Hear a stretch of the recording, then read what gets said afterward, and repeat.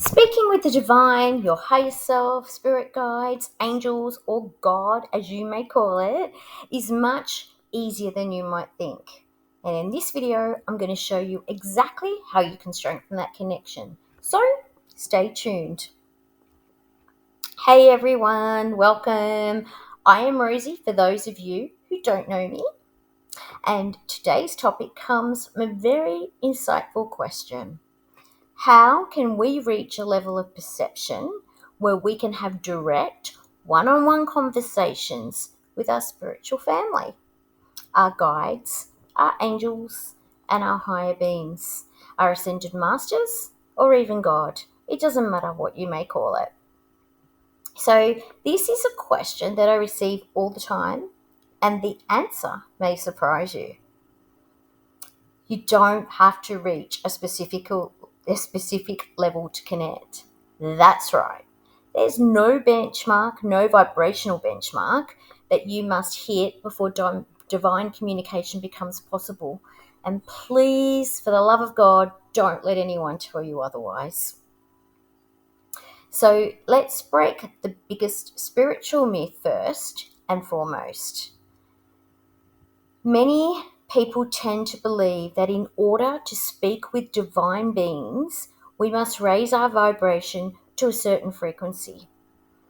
The idea is that unless we reach a high enough energetic state, we won't be able to connect.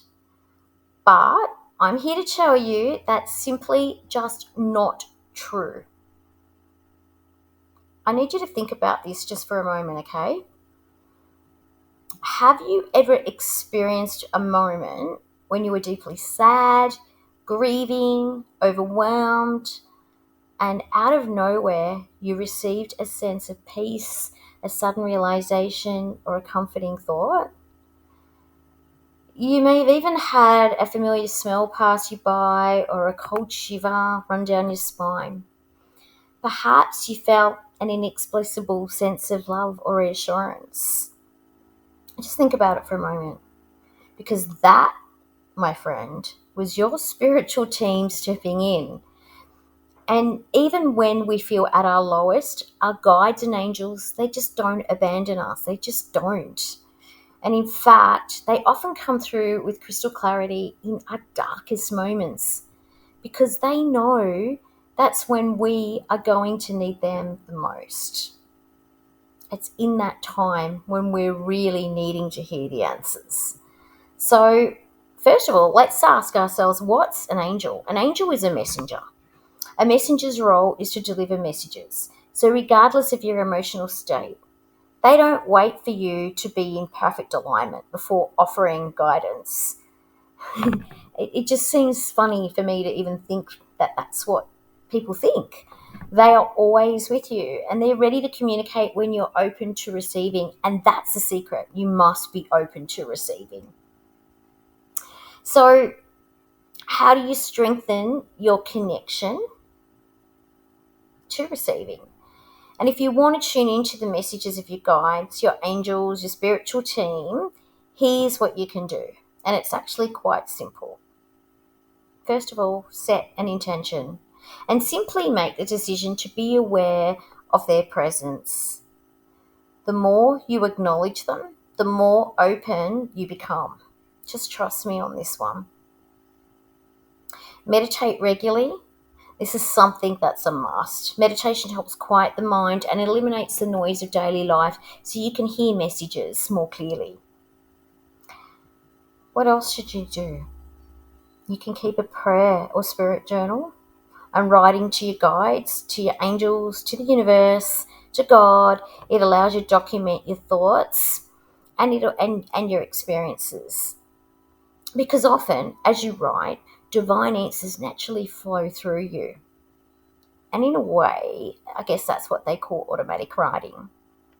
You can talk to them. You don't need formal prayers or rituals. You just don't need it. And you just speak to your guides as if they were right beside you. They communicate telepathically so they can hear your thoughts just as easily as spoken words. I'm always talking to them, and people must think I'm crazy that I'm talking to myself. Now, you may ask, why you might not be hearing your guides, because sometimes that can happen too. And if you've been trying to connect but feel like you're just not getting any response, here are two possible reasons. Number one, you're too focused on external problems. So when life feels chaotic, our energy becomes wrapped up in the stress, in the worry and the fear, making it harder to recognize divine messages. Number two, you've ignored their guidance before. Now, this is important because sometimes we receive clear messages but choose not to act on them. And when this happens repeatedly, our guides tend to step back, not to punish us or to annoy us, but to give us space to learn through the experience. So once we demonstrate that we are truly ready to listen, they return with clarity. Now, I really need you to remember that you are always connected. You don't need to be in a constant state of joy, peace, or high vibration to receive divine messages, because that's just not realistic. Your guides, angels, and spiritual family are with you always through joy, sorrow, and everything in between. Everything. Now, guys, if you're ready, and I mean really, really ready to deepen your connection, to meditate and journaling are two of the most powerful tools that will really help you become more receptive. And I want you to give this a go, all right? I really need you to just give it a go. And finally, have you had a profound experience connecting with your guides or your angels before? Because I'd love it if you can share it in the comments below. I'd love to hear your story.